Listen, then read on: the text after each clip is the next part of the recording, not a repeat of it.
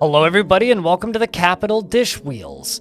This is a fortress that was sent in by PicRic, and they comment that they were having some frame rate troubles with it, and that was part of the reason for them calling it on the fortress. However, they did upload it to my Discord server where I can have a peek at it. If you would like to do the same and you have a fortress that you would like to show me, you can simply upload it to my Discord server on the DF save sharing room. It's quite a busy channel and quite a lot of saves get uploaded there, so I can't cover everything, but I will try and pick and choose a variety of interesting forts that I think would fit this series. And of course, But without babbling too much, let's have a peek at this fortress. The Fortress of Dishwheels, a member of the socketed manor of the Heavenly Gold. What a good dwarven faction name. We take a peek. Right away, we notice that there's the Enterprise as the entrance.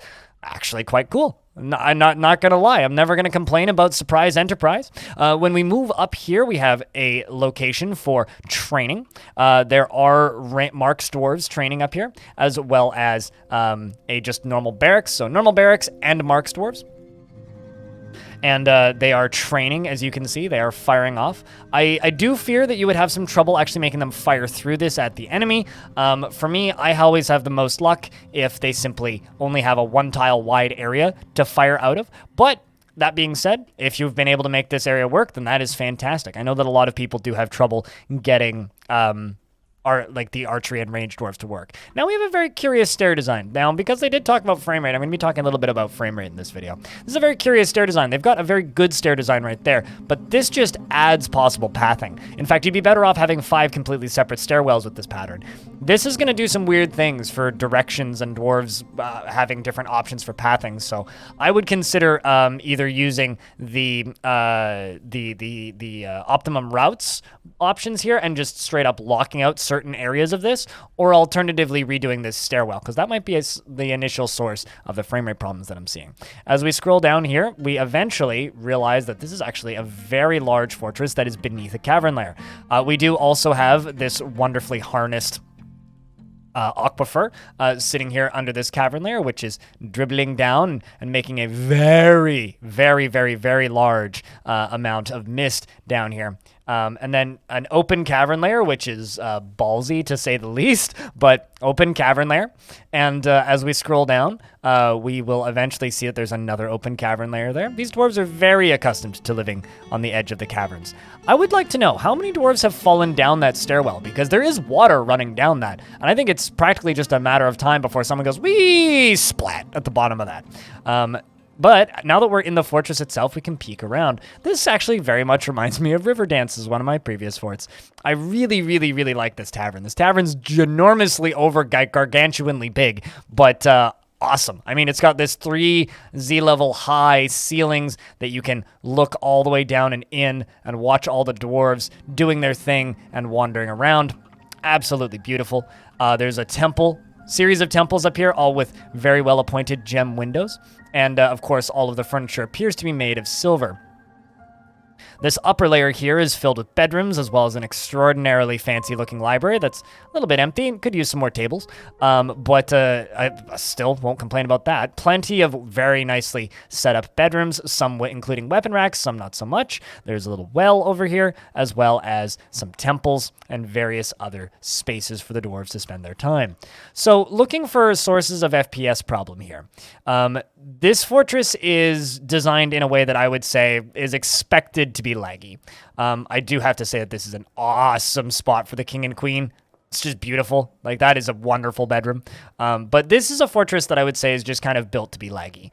Large open spaces give the dwarves a lot of options for pathing, which on a lot of CPUs can run rather slowly. It's even running a little slow on my computer, as you can see. So I would say work on this central stair, and consider using pathing routes to limit the directions that they can go when in these large open spaces. Down here we have this awesome looking cavern where they are producing metals. up here in these forges, because these are all like metal smelters. So big forging industry, clothing industry, as well as a whole lot of extra beds over here in this secondary barracks. Once again, very well appointed. I also have to commend you for the happiness level of these dwarves. These are very happy dwarves. So another thing that could be causing some frame rate problems is this. In the last video of these in this series that I did, I mentioned that dumping water into the caverns can cause this to happen. This is quite CPU intensive, especially on this version. It never felt so bad on the older versions running in ASCII. Let's see if I can see it over there as well. But now that the game has a graphics layer, it very much seems to be kind of an issue dumping extra water into caverns. I would, instead of draining just directly down into the caverns like you are here, I would have had a little catcher here, and instead of letting it spill out like this, I would have simply gone down a little further and run it off the side of the map, just so that it acts as a river. You can also harness it for power, and that would probably fix a large portion of the frame rate problems here, if I had to guess. Between that central staircase and the water physics there, that's going to do a lot of not so great things to your frames. As you can see, they've actually dammed off part of this because all of this has been filled up by the drainage. It's going to do, once again, it's going to do a lot. But that's brought us down to the bottom of the fortress. So let's kind of go back up a little ways. Once again, this has brought us to the bottom. Let's go back up. We have a place for tombs and a space for the dead, which is, of course, quite well appointed. And then this lovely space, which like I said, it is ballsy building in the caverns like this, especially with open caverns. You're just asking for a forgotten beast to show up or an unexpected raid of amphibian people. But it is so nice to see, just inviting fun into your fortress in such brazen glee is just something I will always admire and enjoy. There is this staircase down here as well, so there's actually 2 routes down into this underground area, which goes back up via the tavern. Like, all you need is a glass web-spitting horse to spawn that runs into the side of the fortress via the tavern, and this whole thing is just a wall of blood, but a cool one, I will say. A dwarf lives greedily. But yes, so what I would recommend for frame rates for this fort is work on this central stockpile and work on your drainage setup.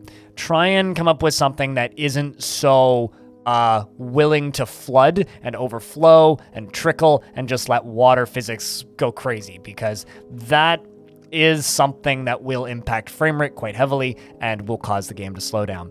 Alternatively, I would also recommend that you use traffic zones to limit these wide open spaces. As beautiful as this fortress is, and as much as I love this kind of fortress design, it's going to run badly. And I remember when I was making river dances, I specifically stated, I'm well aware that this fortress is going to run badly. But that wasn't a concern for me, because that's why one of the ways I like making forts, and I'm just going to do it, frankly. We do have some injured dwarves here from the looks of things, and there's plenty of blood in the tavern. Looks like someone actually just got stabbed to death. Maybe, I'm not actually sure what happened down there, but there is a dead, mangled corpse on the ground here. How unfortunate. I would like to say, I do love this tavern. I think that this tavern is a beautiful set piece, and it's very much deserving of royalty right here. It's beautiful tavern. Beautiful, beautiful, beautiful tavern. Thank you very much for saving this save file, PicRic, in the Discord. If you would like to send in a save file yourself, especially if it includes Millennium Falcon, oh boy, especially if it includes the USS Enterprise, please send it in on my Discord in the save sharing room, and just let me know that it's okay to use in a video. Thank you very much for watching this series. If you want to see more of me, you can find me over at twitch.tv/BLINDIRL. Tuesday, Wednesday, Thursdays, guaranteed streams, and then occasional other ones around the edge. And if you just want to do things on the YouTube side of things, well, videos go up here pretty much every day. Thank you very much for watching, and I hope to see you in the next one.